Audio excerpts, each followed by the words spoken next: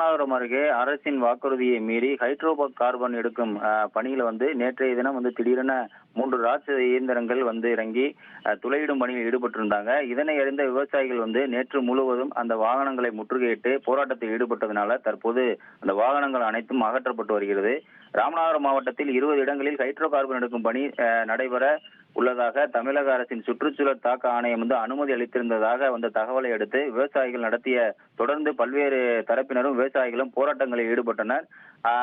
இந்த நிலையில அமைச்சர் எங்குமே இந்த ஹைட்ரோ கார்பன் திட்டம் எடுக்கப்படாது என உறுதிமொழியை அளித்திருந்தார்.